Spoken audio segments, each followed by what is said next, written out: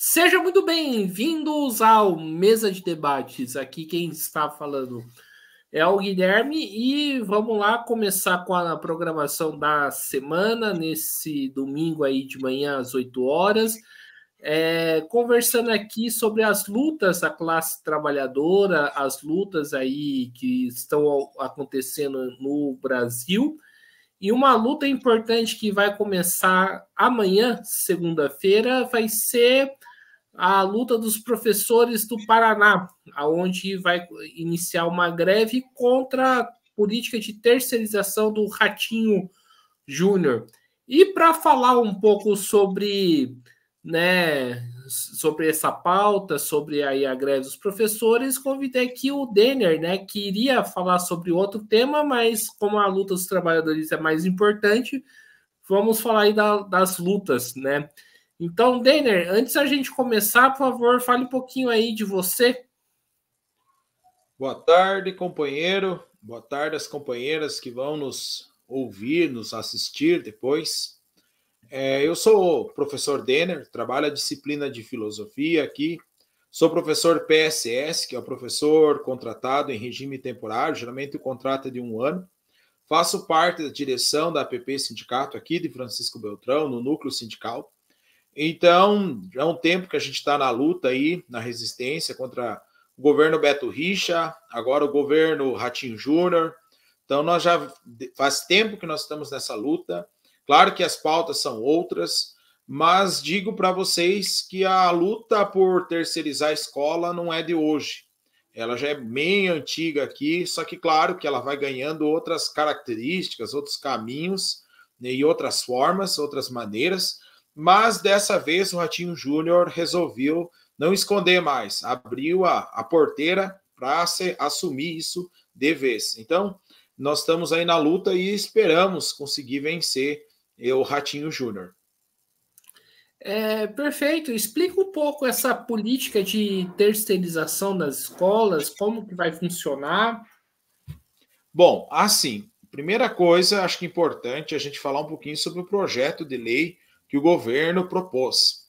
Faz mais ou menos 15 dias atrás, o governo convocou a sua base aliada em uns 30 deputados para avisar, né, que iria enviar um projeto de lei para a ALEP, que é a Assembleia Legislativa, para, vamos dizer assim, legalizar o que nós chamamos aí de, como é que é o nome aqui, deixa eu me fugir, aqui a gente até esquece, parceiro da escola.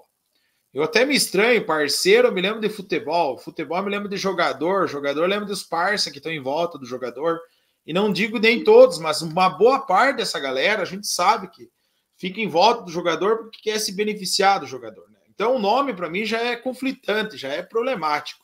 Mas tudo bem, acho que resume bem o que o governo propôs. Então esse projeto, ele visa o quê? A terceirizar a administração das escolas.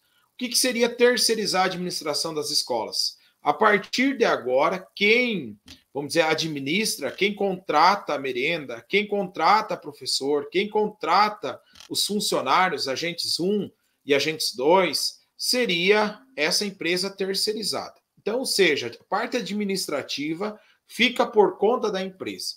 Para isso, o governo iria passar um valor. E aqui a gente, quando fala em valor aqui, eu acho que é importante sempre deixar claro isso, que o projeto não fala em valores, ele fala em média. Então é um ponto de interrogação bem grande, a gente nem sabe direito. Mas já acontece no estado do Paraná 2 tentativas. Uma fica em Curitiba, outra São José dos Pinhais.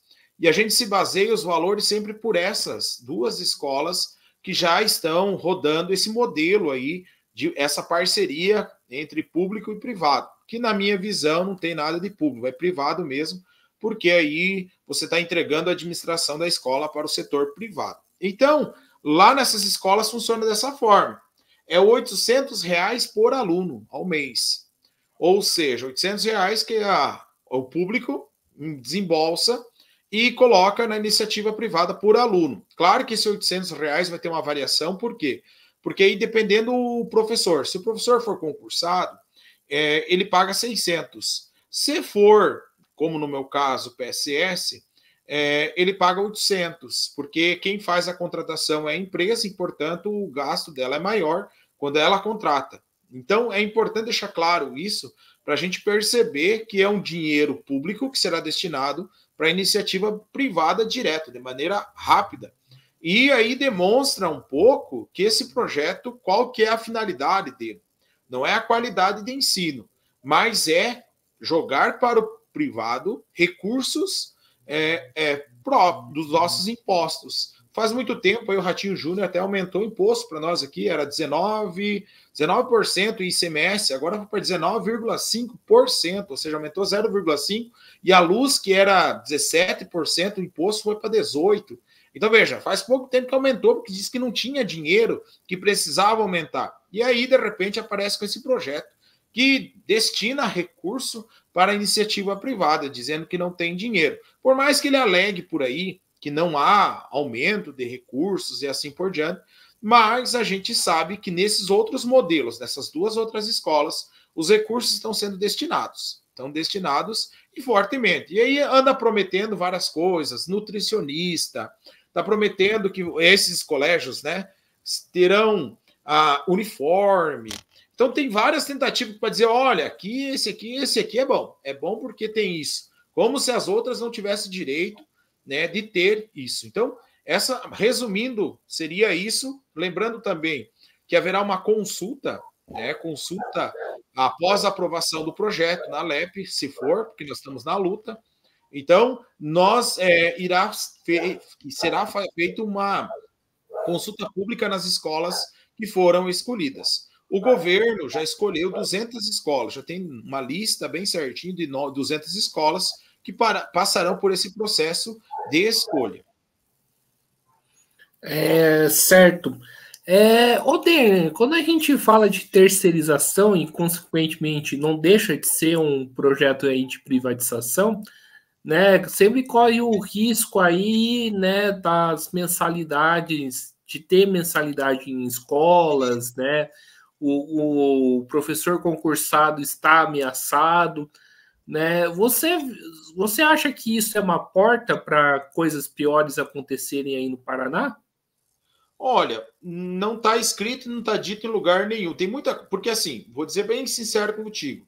Se tu pegar esse projeto, é como se fosse um cheque em branco que a Alep vai votar e vai dizer assim, viu? É o seguinte, aí parceiro, né, que é a empresa contratada, ô CED, vocês vão que organizar isso em forma de editais. Então tem muita coisa que, digamos assim, não está escrito. Mas a gente sabe que a lógica, qual que é a lógica aqui? A lógica é o lucro. Então, é uma questão simples. Se a gente for analisar o lucro, então a empresa, e aqui estou longe para condenar a empresa, porque não vem o caso aqui, mas eu estou aqui para identificar que a lógica da empresa é o lucro. E a partir do lucro é que você estabelece várias questões importantes. Então, diante dessa lógica, não é diferente de pensar que poderá cobrar. Mas eu sempre pego num outro ponto de vista, no sentido da precarização do trabalho. Por que precarização do trabalho? Porque vejam só, hoje tem vários modelos de você hoje, talvez, retirar da carga do trabalhador com o trabalho precarizado. Por exemplo, tem alguns modelos por aí, que é o seguinte, que é a uberização, que eles chamam por aí, que é aquele trabalhador que flexibilizou, você que só ganha por aquilo que você trabalha. Ou daí você tem que abrir um MEI, e abrindo o MEI você precisa daí trabalhar a partir de como se fosse uma empresa. Então, essa é uma forma de precarização do trabalho. E aí, você paga por onde? Você paga pela hora trabalhada. Então, vejam só, você já paga menos, custa mais barato. Então, veja, esse é um modelo que nós temos aí, abre a porta muito grande para esse tipo de trabalho.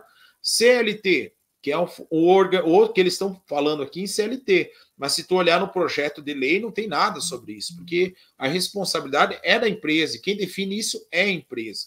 Isso abre a porta para a iniciativa dentro da escola. Isso, ponto final. E aí, sujeita o quê? Sujeita também a empresa interferir diretamente da parte pedagógica.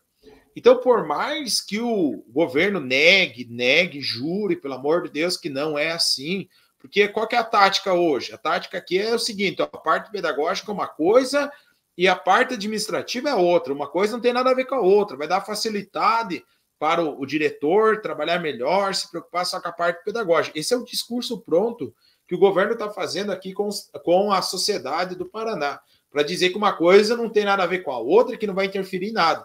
E a gente que está na sala dela, a gente sabe que isso é uma falácia. Sem a parte pedagógica, não há administração. Sem administração, não há pedagógica. Uma coisa está interligada à outra. Isso é falácia do governo para tentar facilitar a aprovação, como também a dizer que vai ter uniforme e outras coisas mais. Então, o que nós temos aqui é uma abertura. E diria que isso já tentou, em outros países já tentaram fazer isso, não deu certo. E aqui no Paraná eles insistem, mesmo que não deu certo em outro lugar, aqui eles querem fazer. E certo, o Denner, você percebe que recentemente está tendo uma ofensiva, né, contra a educação, que não é recentemente, né, já faz algum tempo, né, mas uma ofensiva está se aprofundando. Por exemplo, aqui no estado de São Paulo se aprovou a escola cívico-militar. Aqui em São José dos Campos, né, cidade onde eu moro, também aprovou esse projeto em âmbito municipal. Tem essa questão do Paraná, tem a questão aí do que o Eduardo Leite, no Rio Grande do Sul, quer entregar a reconstrução das escolas para iniciativa privada. Há uma ofensiva desse tipo por parte dos governos estaduais? Eu diria para vocês que a ofensiva à educação vem depois do golpe da Dilma. Porque o que foi a primeira coisa que eles proporam após o golpe da Dilma? Porque a direita ela é muito claro nisso. Ela já percebeu toda vez que houve golpe no Brasil, o primeiro ataque foi a educação. Se a gente olhar os vários golpes que tiveram na história, sempre após o golpe vem alguma coisa, e a ofensiva é a educação. Então, a partir de 2015, o que nós tivemos? A reforma do ensino médio, que é o primeiro passo, um ataque neoliberal à educação. Essa questão das BNCC, a questão das competências, tudo isso é um discurso neoliberal que vem justamente, você não precisa ter conhecimento, você precisa ter competência. Então, isso já vem sendo atacado principalmente de 2015 para cá, principalmente, não que antes não tenha alguns ataques, mas não com a mesma força, vamos assim dizer, do que vem de 2015 para cá. E aqui eu percebo, ao longo dos últimos anos, que isso vai se fortalecer principalmente com a eleição do Ratinho Júnior aqui no Paraná. Porque, por exemplo, quem apoiou ali a questão, e aí eu diria não só do Ratinho, mas também do Bolsonaro, que é importante, que é outra figura, papel importante, se não concretamente, mas a questão ideológica. Então, aqui no Paraná nós temos o FEDER. O FEDER veio para cá e aqui começou com essa questão de implantar escola cívico-militar, né? Nós tivemos em outros lugares. Nós tivemos aqui também a questão das plataformas, várias plataformas. Vocês têm uma ideia, numa plataforma de um contrato que o governo fez com a Matematific, que é um de matemática, uma coisa assim, o contrato de um ano, 10 milhões, só para usar essa plataforma. Então, veja, o dinheiro sendo destinado para a iniciativa privada. Então, já há uma ofensiva. Isso que eu estou citando, uma plataforma, e são 3 ou 4 ou 5 plataformas que o governo utiliza. Então, nós já temos uma ofensiva muito forte em cima da educação, 2015, e aqui no Paraná, com o FEDER, isso se intensifica também, porque aqui também temos a própria Escola Cívico-Militar, que foi implementada, e até hoje, mesmo o governo federal fazendo um discurso que aquilo ali é inconstitucional, mesmo assim eles mantiveram, e até todo final do ano sempre tem uma escola aqui que se torna, vamos dizer assim, escola cívico-militar, mesmo a gente fazendo todo o enfrentamento que a gente faz na PP Sindicato. A PP Sindicato aqui se organiza, tem uma escola que está na lista, porque antes de ser colocado a cívico-militar, é feita uma consulta pública. E nós trabalhamos fortemente em todas as escolas para que a gente possa barrar esse modelo de escola cívico-militar, porque afinal de contas não é o que nós pensamos enquanto educação. Então a classe trabalhadora aqui em Francisco Beltrão, e principalmente no Paraná, vem lutando há muito tempo contra esse modelo que está aqui. Mas o Ratinho Júnior, infelizmente, não é um governo muito fácil, tanto é que a última aprovação dele, quase quase 80% de aprovação no estado do Paraná, por causa, essa é uma boa pergunta, por quais os motivos? Pouco é porque o pai dele tem a questão das mídias, né? A massa é deles, tem uma relação boa com as outras empresas, então a RPC, desculpa, consegue, né, não dar tanta ênfase. Agora, algumas vezes, dá uma batidinha nele, mas é muito de leve. Então, tem todos os prefeitos, vereadores. Então, tudo isso cria uma forma assim, de que tudo está bem. Tá? Que tem, vocês, acho que aí em São Paulo tem uma coisa que admiro bacana, que é, por exemplo, o Feder. O Feder chegou lá, já tinha a imprensa em cima, por exemplo, matéria dizendo que a empresa dele tinha contratos com o governo. Então, veja, já tem uma imprensa, né, investigando. Nós aqui, infelizmente, não temos isso. Então, parece que está tudo bem, tudo certo, tudo ok. Então, isso dificulta até mesmo a gente ter informação para fazer o enfrentamento. Mas nós fazemos. Naquilo que nós podemos, nós estamos fazendo. Certo. E como que está a mobilização, né? Os professores vão aderir bastante, né? Na greve ou não, né? Como que você está vendo aí a mobilização? Claro que a gente trabalha com percepção, sensações, e a sensação ela pode nos enganar facilmente. Mas pelo que eu percebo nos grupos de WhatsApp, pelas conversas que nós temos com os professores, porque eu sou dirigente da APP, né? Mas eu visito escola. Eu tô segunda e quarta-feira é dia de visitar a APP. Nós temos aqui um núcleo sindical que é praticamente aí quase 30, quase 40. São 40 regiões sudoeste, temos 27 mais ou menos municípios e são várias escolas. Então é muita escola para a gente visitar. A gente sai cedo aqui, 6 horas da manhã, já vai para o trecho, tenta pegar primeiro a escola aberta e aí o recreio, e a gente conversa muito então com os professores, escuta muito, e a gente percebe, essa minha sensação, que há uma insatisfação gigante, muito grande, porque as pessoas sabem o que isso vai ferir na vida das pessoas. Como há um risco iminente de muita precarização do trabalho. E a autonomia da escola está indo para o beleléu, como a gente sempre diz. Nós já temos pouca autonomia, porque como a gente, por exemplo, tem quizzes, que é da plataforma que os alunos têm que fazer, nós temos lá mais plataforma de português, matemática e outras. Então, já estamos todo amarrado, porque se você não trabalhar o conteúdo que está ali, o aluno não vai responder as plataformas. Então já temos um problema aí. Ele amarrou bem certinho, até os slides, tudo certinho, bonitinho. Acho que em São Paulo chegou também isso aí. Tá tudo slides, até eu vi esses dias no Brasil Paralelo, estava tratando lá nos slides propriamente em São Paulo, aqui isso não chegou. Então, só para vocês perceberem que há já um engessamento. Então, é um ataque à autonomia da escola, porque agora você vai ter, além de ter toda essa parafernália, aqui a gente tem o ponto, a gente tem agora para controlar a hora que o professor chega, sai e assim por diante. Então, estão várias coisas. E então, a partir disso, acredito que há uma grande insatisfação. Se isso vai virar greve forte, com muita gente, é sempre difícil a gente dizer isso, porque depende muito, né? A gente está apelando muito pela consciência da classe. A gente tem que começar a perceber quem nós somos. Ou a gente diz uma resposta forte para o governo, ou a gente tem que aguentar depois. É isso que a gente está falando para a classe trabalhadora. E é um momento de união. É um momento. E nós temos uma característica aqui no Paraná de luta. É só olhar 2015, o 29 de abril, a galera estava na rua, levamos bomba, levamos várias outras formas de violência, mas fomos para a luta e não fugimos. Então, eu acredito muito, sim, que irá uma adesão boa dos nossos educadores. É difícil hoje dizer quanto será, porque também tem um ataque muito forte nos últimos dias também em cima dos professores. Por exemplo, eles estão ameaçando que o professor PSS irá ficar, o contrato do professor será rompido. Estão ameaçando também que irá levar falta aos professores, porque daí as aulas extraordinárias tem a aula do concurso e a aula do extraordinário.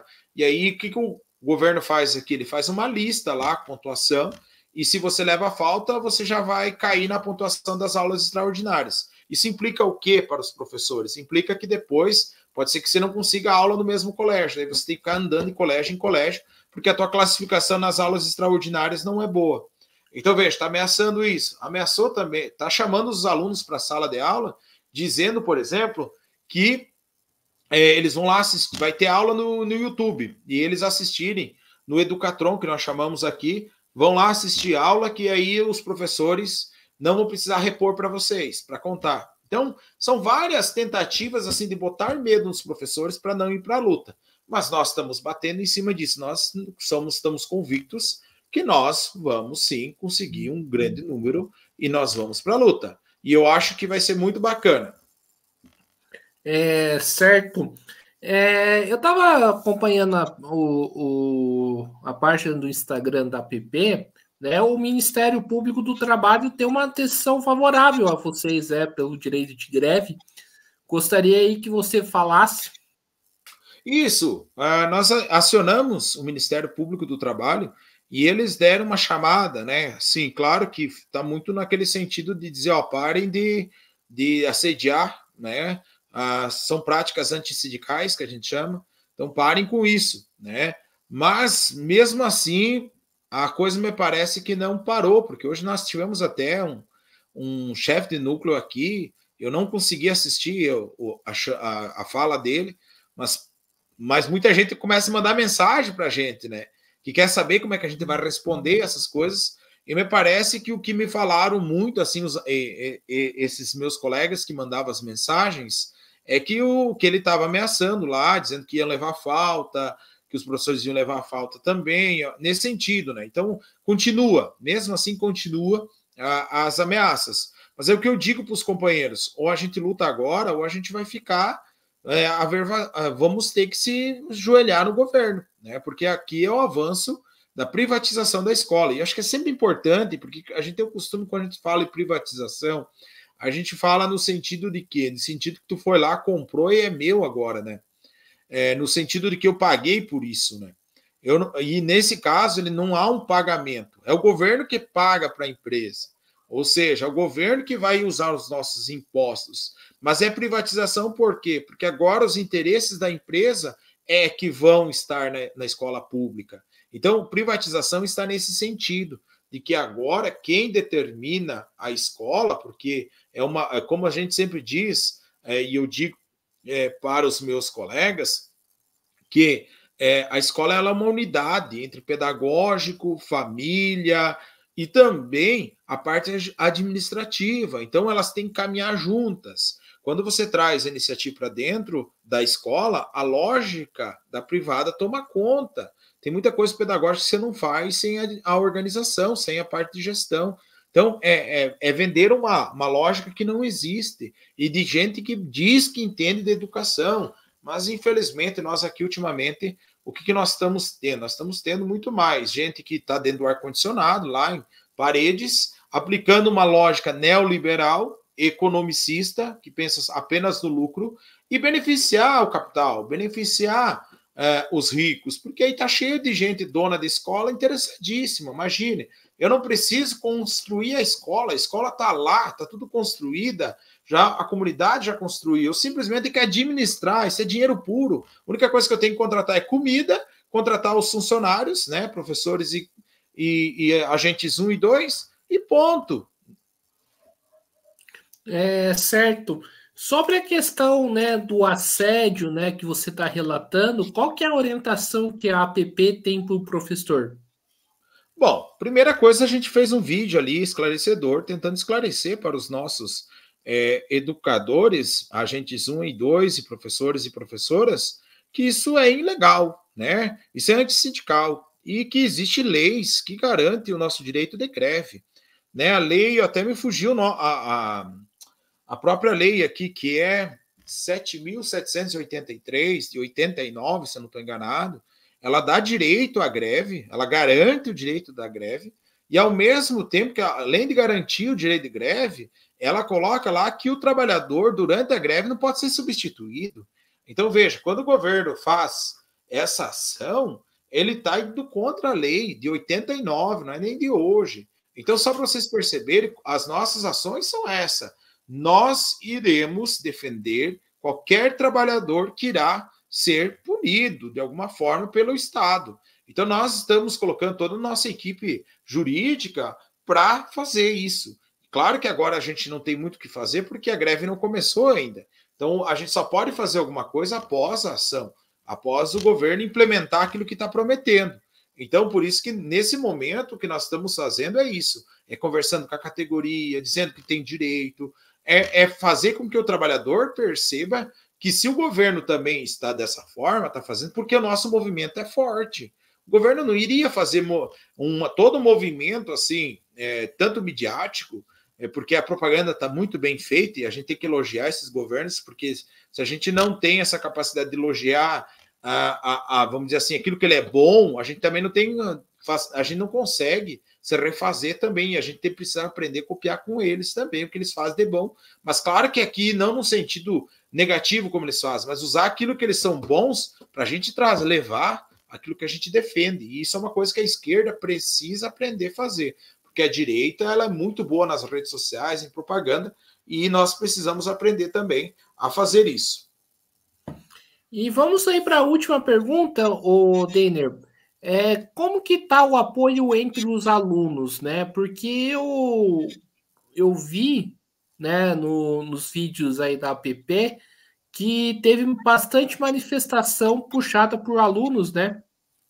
Isso, nós tivemos várias manifestações, porque nós temos grêmios estudantis, nós temos aqui, por exemplo, nós temos alguns movimentos de apoio dos estudantes que estão favoráveis a nós, que lutam junto com a gente. Por isso que há várias escolas aí que já fizeram vídeos, né, contra a privatização das escolas. Então, assim, porque a gente conversou com eles, diferente do que o governo faz, que não é conversar, que é querer impor, né, que é querer que os educadores que sejam contra eles sejam punidos. Então, na nossa lógica, não. Na nossa lógica, a gente conversa com a sociedade, a gente conversa com os pais. Eu estava esses dias conversando com os pais, tinha entrega de boletim, eu estava lá conversando com eles, falando, dando a nossa versão, porque eles estão... tanta informação nas redes sociais, que vai ser um paraíso, uma maravilha, que a gente tem que ir lá contrapor, mostrar que não, calma aí, não é assim. Tem escola lá em outros lugares que não é assim. E veja, se lá tem direito, por que não manda o recurso para nós? Então, a gente está fazendo um discurso com eles também para mostrar, calma aí, precisa pagar R$800 para as empresas, por que não manda os 800 para nós aqui, que a gente faz chover? Eu digo para vocês, se a gente ganhasse o mesmo valor que esses empresários vão ganhar, eu não tenho dúvida que a nossa escola nós ia revolucionar a escola. A gente já faz muito, gente, com pouco que nós temos. Você faz pizza, você faz vários movimentos para arrecadar. Aqui no Paraná a gente faz assim, a maioria da festa junina, ou seja, porque vem muito pouco recurso. Até a gente vai fazer um cálculo, a gente chegou aqui, tem uma escola integral, que eu trabalho, que é industrial. Ele tem 400 alunos, mais ou menos. E aí, o que nós fizemos? Nós vamos fazer o cálculo quando nós recebemos, né? Quanto que o governo estadual manda para nós. E aí dividimos pelo número de alunos. Claro que aqui a gente não conseguiu acrescentar duas coisas, que é a questão do salário dos professores, porque aí é difícil a gente saber quanto que cada um professor está lá. Isso é meio complexo a gente fazer isso. E a merenda. Mas mesmo assim, vejam, ali por ser uma escola integral, então tem um valor maior. O valor hoje por aluno por mês está em R$25. Ou seja, claro que nós não colocamos a merenda e não colocamos aqui a questão do salário dos professores. Mas mesmo assim, se você comparar com os R$800 que o governo dá para outras empresas lá em Curitiba e São José, nós estamos falando de um valor, a diferença é muito grande. Ou seja, nós estamos recebendo muito pouco. Então é importante frisar isso, que nós estamos conversando, nós estamos dialogando com pais, nós estamos dialogando com a sociedade, e não estamos chamando deputado escondidinho para fazer reunião e convencê-los, porque se tu precisa convencer tua base de que o projeto serve, é porque aí tem um problema sério. Se você precisa impor isso em regime de urgência, porque isso é sério. Então isso já demonstra o caráter. Então nós estamos muito preocupados com isso, mas estamos na luta e vamos fazer a luta. Então é isso aí, pessoal. Estamos encerrando aqui mais uma entrevista do Mesa de Debates. Quero aqui agradecer a participação do Denner, gostei aqui do nosso papo, né? Desejo sorte e solidariedade aí à greve dos professores, trabalhadores da educação do Paraná, né? E passo a palavra aí para o Denner fazer suas considerações finais. Guilherme, primeira coisa, eu queria agradecer a você por ter entrado em contato comigo, dado essa disponibilidade. Eu tenho um programa aqui, Quem Sabe Faz a Hora, na Rádio News, aqui toda terça-feira a gente se reúne para bater um papo sobre algum tema, seja movimento sindical, seja capitalismo, seja os diversos movimentos que tem, questão religiosas. A gente trabalha, não existe tema proibido para o nosso programa. Existe a única coisa que é proibido lá é ficar no senso comum. Então a gente sempre traz quem? Um doutor, alguém que pesquisou sobre um tema diverso, e ele vai conversar com a gente um pouquinho sobre o tema. Então é um lugar bacana. Então convido a companheirada que depois vai assistir o nosso programa aqui. Quem sabe faz a hora, lá no YouTube, lá no Instagram, nós temos a página. Tem no YouTube, está na Rádio News 884, lá se vocês quiserem, entre lá. Toda terça-feira às 20 horas. Sigam as páginas que a gente vai indicar bem certinho o link para vocês escutarem. Então eu quero agradecer ao Guilherme por esse espaço. Também agradecer as pessoas que vão nos assistir, agradecer também para que a gente possa lutar mais ainda, porque a gente já está lutando e vamos continuar lutando, porque a luta é o seguinte, gente, hoje nós estamos numa guerra contra o governo Ratinho Júnior.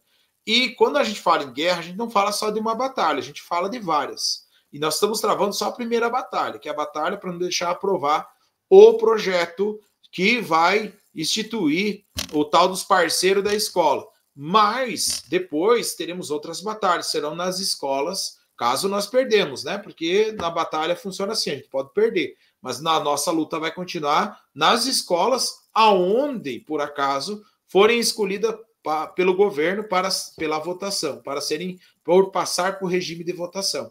Então nós vamos fazer a luta. Então eu quero agradecer ao espaço, porque eu acho que é importante a gente divulgar o que está acontecendo e a gente fortalecer a nossa luta, porque coletivamente a gente é muito mais forte. Sozinho a gente não consegue fazer nada. Então, muito obrigado a vocês, muito obrigado, Guilherme, novamente. Esperamos encontrar-nos numa outra oportunidade, para conversar de uma coisa talvez mais agradável, mais legal, porque nesse momento o que nós falamos é sobre a luta dos trabalhadores, e isso às vezes não é muito agradável, porque geralmente há muito sacrifício, há muito empenho, e às vezes há sofrimento, então é uma questão complicada. Mas espero conversar uma coisa mais, vamos dizer assim, mais agradável, né? Uma coisa, vitória. É melhor falar da vitória da guerra, do que da greve, do que falar da greve, né? Sim. Lembrando, né, só contar uma curiosidade aqui para o ouvinte, que a princípio o tema da nossa conversa não seria essa, né? Seria aí para falar aí dos trabalhos aí de mídia que o Denner faz parte, mas depois eu vi a importância e a gente trocou o tema. Mas, enfim, então agradecendo mais uma vez o Denner, agradecendo também a você que estiver nos assistindo. Peço aí que se inscreva no canal podcast Mesa de Debates de Tudo Um Pouco, acompanhe o nosso trabalho, curta, compartilhe, comente os nossos vídeos, matérias, programas, entrevistas, e segue a gente nas redes sociais. Nós estamos no Facebook, TikTok, Quai e Instagram. Né? E claro, né, seguir a rede aí do Denner e dos trabalhos aí que o Denner, né, indicou aí pra gente. E quem puder, contribua aqui com o nosso Pix, 385-007-02800, CPF, né? Lembrando que a gente é uma mídia independente, uma mesa de debates, não recebemos dinheiro nem do Estado e nem do capital privado, e nem queremos, e por isso a gente, né, mantém a nossa independência financeira e independência política. Então, é isso aí, pessoal. Muito obrigado a todos e até a próxima. Fui!